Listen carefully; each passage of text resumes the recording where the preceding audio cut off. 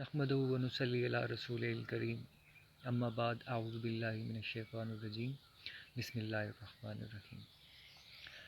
تعلیم کے حوالے سے گفتگو چل رہی ہے۔ ایک بڑا خوبصورت شعر ہے، کتابیں باتیں کرتی ہیں ہمارا جی بہلانے کی، کبھی اگلے زمانے کی کبھی پچھلے زمانے کی، اور کتابیں اپنے آبا کی، جو دیکھو ان کو یورپ میں تو دل ہوتا ہے سپاہی۔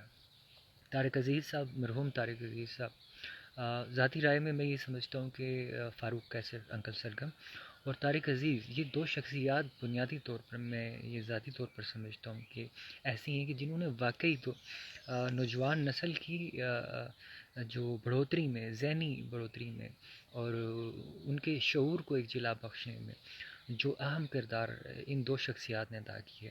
میں نہیں سمجھتا ہوں کہ وہ بڑے بڑے پروفیسر، استاد، مولانا، مفتی، علامہ وغیرہ کر پائے۔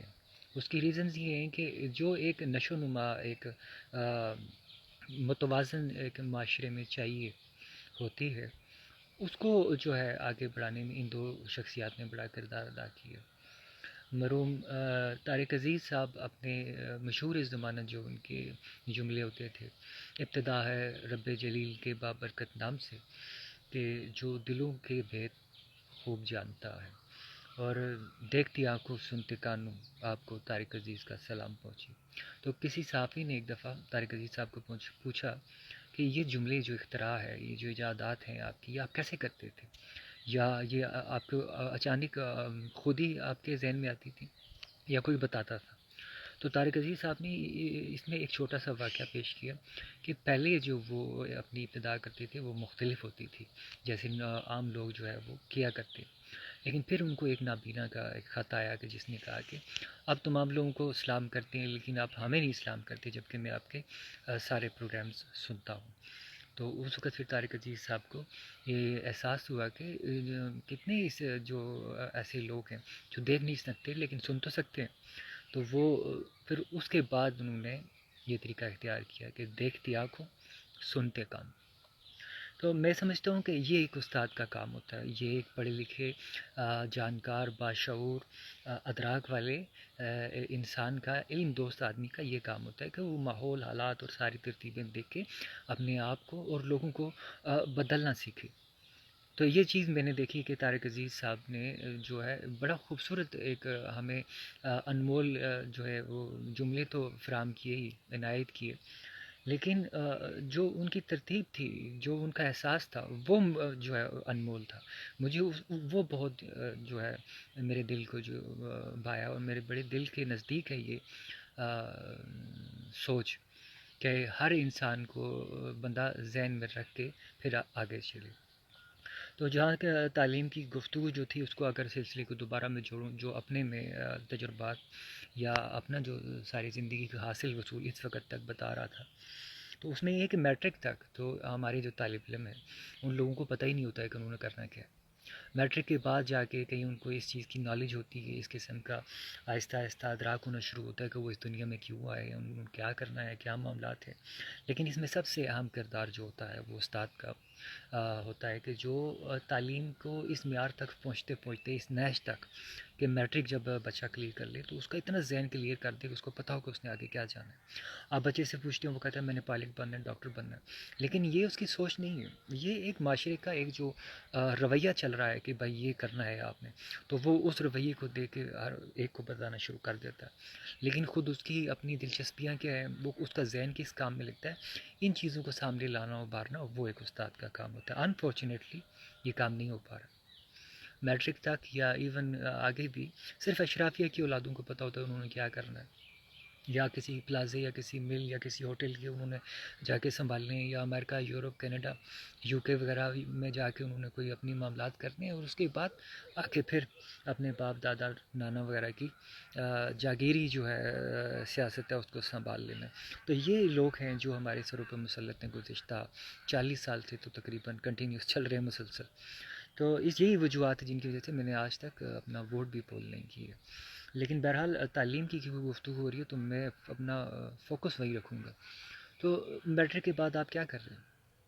آپ اپنے طالب علم کو کو سہولت فراہم نہیں کر رہے، کوئی علم ہی آپ نے اس کے اس قسم کا نہیں دیا ہوتا کہ وہ یہ فیصلہ کر سکے کہ اس کو کون سی راہ اپنانی چاہیے.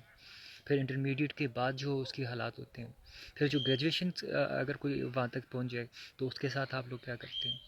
اب یہ تو خالی وہ چیز ہے جو استادوں تک کی ہے. ادارے کیا ہیں؟ ادارے یہ ہیں کہ اگر آپ نے میٹرک کر لی ہے تو اس کے بعد انٹرمیڈیٹ میں آپ جس طریقے کار سے بھی گھسیں گے وہ آپ کا کام ہو کے تو پھر میٹرک اور انٹرمیڈیٹ یہ آپ کی تصدیقیں جناب ہوں گی، ٹیسٹیشنز ہوں گی، وہ board of intermediate and secondary education سے ہوں گی. اور اس کے بعد جو ہے اگر آپ نے گریجویشن جو ہے وہ ڈگری کسی یونیورسٹی سے کی ہے تو پہلے جا کے آپ یونیورسٹی سے اس کو اٹیسٹ کروائیں، پھر آپ تشریف لے جائیں ایچ ای سی میں. اور اگر آپ کو جو کہ 99% یا اب تو زیادہ 100% ہونے والا ہے، تو جو انجمن نوجوانان بے روزگاراں ہے جس کے ہم جنرل سیکٹری ہیں، تو اس کے جتنے بھی اراکین ہیں صدر شمس میں، تو یہ جو سارے لوگ ہیں پھر یہ جا کے تصدیقیں کرواتے ہیں. اب میرا سوال یہ ہے محکمہ تعلیم سے کہ آپ یہ ساری تصدیقیں کروا کر ہی ہمیں یہ ڈگری کیوں نہیں دیتے؟ آپ جا کے میٹرک کی جو اگر ہمیں آپ نے مارک شیٹ دینی ہے، انٹرمیڈیٹ کی کوئی اگر ہمیں کوئی ترتیب دینی ہے، آپ نے گریجویشن کی کوئی ہمیں ڈگری دینی ہے، ماسٹرز کی کوئی ڈگری دینی ہے، تو آپ کیوں یہ ظلم کر رہے ہیں؟ یہ کیوں کس چیز کے پیسے لے رہے ہیں آپ لوگ کہ جا کے ٹیسٹیشنز کرواؤ؟ کیوں کروائیں ہم کیوں کروائیں؟ ہم تو تعلیم حاصل کر چکے ہیں، ہم تو پاس ہو چکے ہیں. تو جب آپ نے ہمیں پاس کر دیا تو پھر یہ پیسے اور ضلالت ہم کیوں برداشت کریں؟ تو پھر آپ کیوں یہ آپ نے ڈرامے کیے کہ پہلے آپ انٹرمیڈیٹ والوں سے جا کے تصدیقیں، آپ اپنے ادارے بنائیں، آپ اپنا نظام اتنا اچھا بنا لیں کہ جو انسٹیٹیوشن ایک دفعہ کوئی ڈگری جاری کر دے، جو انسٹیٹیوشن ادارہ کسی کی تعلیم مکمل ہونے کا اعلان کر دے تو اس کو مکمل سمجھا جائے. پھر اگر آپ پوری دنیا میں بھی آپ کہیں کم سے کم پاکستان میں، کیونکہ آپ کا نظام اتنا اپڈیٹڈ نہیں ہے کہ آپ پوری دنیا کے ساتھ ایفیلیٹڈ ہو سکیں، تو آپ اگر پاکستان میں بھی غلطی سے یہ نظام اپڈیٹ کر لیں تو اس نظام کے تحت پھر ہوتا یہ ہے کہ جو آپ کے رجسٹریشن نمبرز ہوتے ہیں، جو آپ کے سیریل نمبرز ہوتے ہیں، وہ خالی سیریل نمبرز اور رجسٹریشن نمبرز مارے جاتے ہیں. دنیا میں کہیں بھی یہ ترتیب چلتی ہے، یہاں پہ بھی یہ ممکن ہے. اور اس کے بعد ساری کی ساری پروفائل، اکیڈمک پروفائل انسان کی، بچے کی، نوجوان کی سامنے آ جاتی. تو یہ ترتیب آپ نے کیوں نہیں کی ہوئی ہے؟ آپ خام خواہ میں لوگوں کو ذلیل کر رہے جا کے پہلے ادھر سے کروائے ادھر سے، پھر وہ اینڈ میں اتنے پیسے کس چیز کے؟ اتنے تو شاید کسی کے پیسے تعلیم میں نہ لگے ہو انٹرمیڈیٹ یا گریجویشن والے کے، جو آپ اس کے اس کھاتے میں لگوا دیتے ہیں. تو یہ چیزیں سیریس ہیں، آپ ان لوگوں کو ان چیزوں کو سنجیدہ لیں. اور انشاءاللہ میں کوشش کروں گا کہ مزید اس چیز میں آپ کو کچھ اور باتیں بھی ایسی بتاؤں جو شاید بہت سارے لوگ بتانے سے ڈرتے ہیں. وجوہات یہ ہے کہ میں پہلے ابھی مرزا غالب ہوں، ابن العربی میں اسی ساتھ لکھتا ہوں کہ میں واقعی شجرے جو عباسیوں کا جو شجرہ ہے آپ اس کو غور سے دیکھ لیں تو پھر آپ کو مقصد سمجھ آ جائے گا کہ ابن العربی کا کیا مطلب ہے. تو میں مرزا غالب سے پہلے، ابن العربی سے پہلے میں خاکسار تھا. تو خاکسار نے کوئی ایسا ادارہ نہیں چھوڑا اسپیشلی تعلیم سے ریلیٹڈ جہاں پہ کوئی نہ کوئی معاملہ نہ کی ہو یا خود تشریف نہ لے کے گیا ہو. تو اب by the and of the day جو ہمیں رسپانس ملتا ہے وہ مثبت نہیں ہوتا، منفی ہوتا ہے. لوگ چیلنج کرتے ہیں، لوگ نظام کو بدلنا نہیں چاہتے ہیں، لوگ جہاں پہ بیٹھے ہیں وہ کہتے ہیں نہیں ہم ایسے ہی اچھے ہیں. تو یہ غلط ہے، یہ طریقہ کار غلط ہے. سننے کا روش ڈالیں، اس کے بعد دیکھیں کہ اگر اس میں بہتری ممکن ہے تو ہم کیوں نہیں کر پا رہے ہیں. کتنے پروفیسرز ایسے ہیں جو میں نہیں سمجھتا ہوں کہ انہیں کسی بھی حوالے سے یہاں پر اس لیول میں ہونا چاہیے، لیکن وہ ہے. کتنے پروفیسرز کو میں ایسا جانتا ہوں کہ جو میں گارنٹی سے کہہ سکتا ہوں کہ اگر ان لوگوں کو کوئی موقع ملتا تو یہ کوئی نہ کوئی تبدیلی ضرور لے کے آتے پاکستان کے لیے، اس نظام کے لیے. لیکن بدقسمتی یہ ہے کہ ایک پی ایچ ڈی ہولڈر جو ہے، ایک ڈگری ڈاکٹر جسے کہتے ہیں آپ لوگ، تو وہ ڈاکٹر وہ آپ کا ایوان میں نہیں آ سکتا، لیکن بلاول بھٹو آ سکتا. کیوں؟ اس کے ریزنز آپ کے وہ تمام نظام ہیں جو نظام ایک پڑھے لکھے آدمی کو، ایک تعلیم یافتہ آدمی کو سامنے آنے ہی نہیں دیتا. اور اگر کوئی غلطی سے اس قسم کا آدمی سامنے آ جائے کہ جس کے ساتھ ڈاکٹر، پروفیسر، علامہ لکھا جائے تو آپ دیکھیں گے کہ چن کے نکالے جاتے ہیں لوگ. یعنی پورے چن کے نکالا جائے گا کہ جو لکیر کا فقیر ہو، جو پتھر پہ پتھر مارنا جانتا ہو، جو اینٹ پہ اینٹ مارنا جانتا ہو، جو ان کی ہاں میں ہاں ملانا جانتا ہو، تو ایسے آدمی کو اٹھا کے سامنے لے آتے ہیں. یہی حال ہماری مذہبی جو ہے ترتیبوں کا ہے.